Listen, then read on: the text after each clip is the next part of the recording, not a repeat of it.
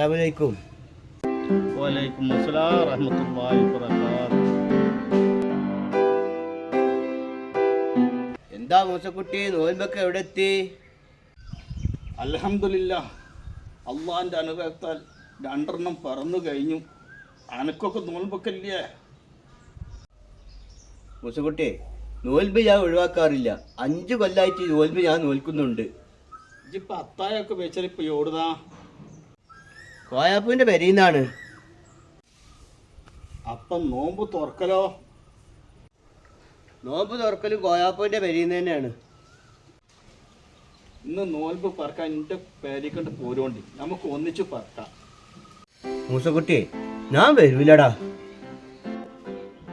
കോയാപ്പൂവിൻ്റെ ഇമ്മാൻ്റെ വസിയത്താണ് 30 നോൽമ്പ് അവിടെ നിന്ന് തന്നെ പറക്കണം എന്നുള്ളത്. 5 കൊല്ലായിട്ട് അത്തായം വെച്ചലും നോൽമ്പ് തുറക്കലും കോയാപ്പൂവിൻ്റെ പെരീന്ന് തന്നെ. അതിന് ഞാൻ ഒരു മാറ്റം വരുത്തിയിട്ടില്ല. എന്നാ ആയിക്കോട്ടെ, എൻ്റെ ഇഷ്ടം പോലെ ചെയ്താളാം. എന്നാ ശരി, ഞാൻ പോട്ടെ. എന്നാ ശരി, എന്നാ പിന്നെ കാണാം. 5 കൊല്ലമായിട്ട് ഒരു നോമ്പ് അവൻ ഒഴിവാക്കിയിട്ടില്ല. അവനെ സമ്മതിക്കണം.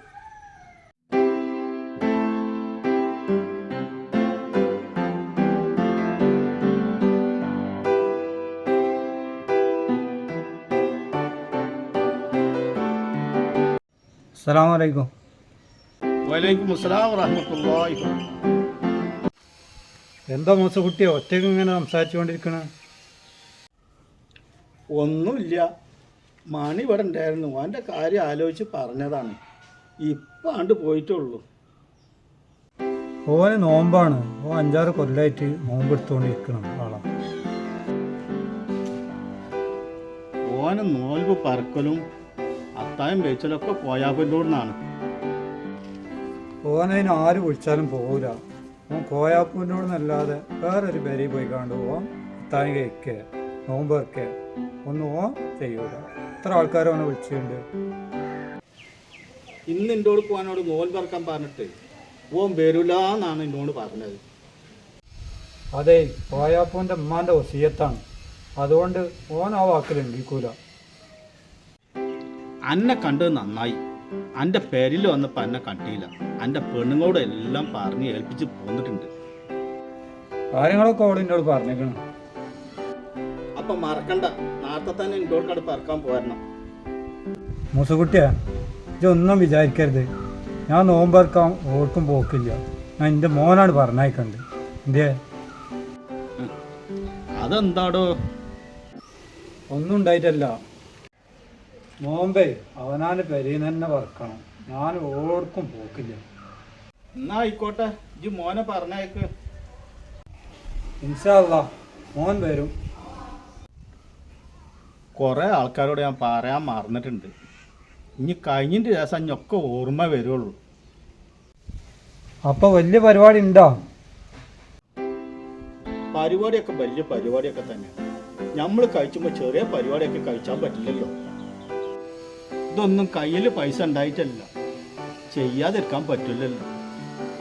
കടം വാങ്ങി ഈ പരിപാടി ചെയ്താൽ കൂലിപ്പാട് കിട്ടൂല. ആൾക്കാർക്ക് ഭക്ഷണം കൊടുക്കുമ്പോൾ ഈ കാര്യത്തിലൊക്കെ നല്ല ശ്രദ്ധിക്കണം. എന്താ ഇപ്പം ചെയ്യുക? ഒരു എത്തും പൊടിയും കിട്ടണില്ലല്ലോ.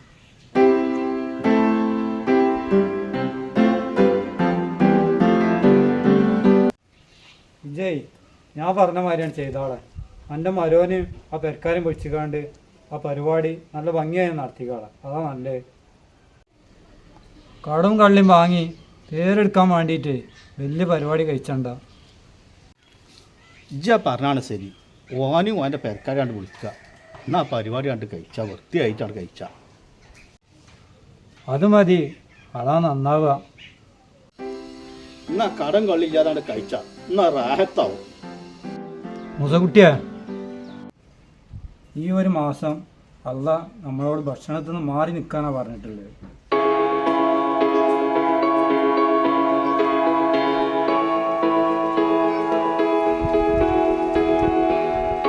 അസ്സലാമലൈക്കും.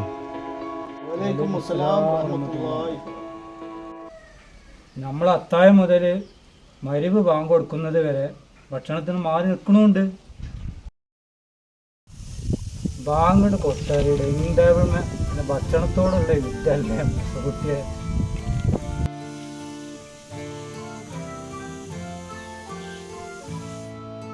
വളരെ ശരിയാണ് സുക്കൂർ പറഞ്ഞത്.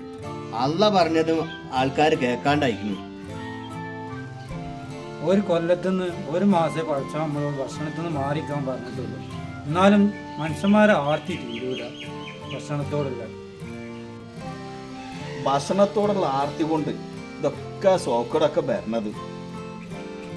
അത് ശരിയാണ്. 199 ആൾക്കാരും രോഗികളാണ്. ഒക്കെ ഈ ഭക്ഷണത്തിനോടുള്ള ആർത്തി തന്നെയാണ്. ഇക്കൊല്ലം 30 നോൻപ് കിട്ടൂല സുക്കൂറേ. കിട്ടുമെന്ന് വിചാരിക്കാം, അങ്ങനെ കരുതാ. എന്തായാലും 2 മഴ പെയ്ത് കിട്ടിയാൽ മതിയായിരുന്നു. ചൂട് സഹിക്കാൻ പറ്റ. ചൂടും തണുപ്പൊക്കെ ഉണ്ടാവും മൂസക്കുട്ടിയെ. അതൊക്കെ അള്ളാന്റെ ഒരു പരീക്ഷണമാണ്. ഇതിലും വലിയൊരു ചൂട് വരാണ്ട് എൻ്റെ മൂസക്കുട്ടിയെ. അതിനെ പറ്റി നമ്മൾ ആരെങ്കിലും ചിന്തിക്കുന്നുണ്ടോ?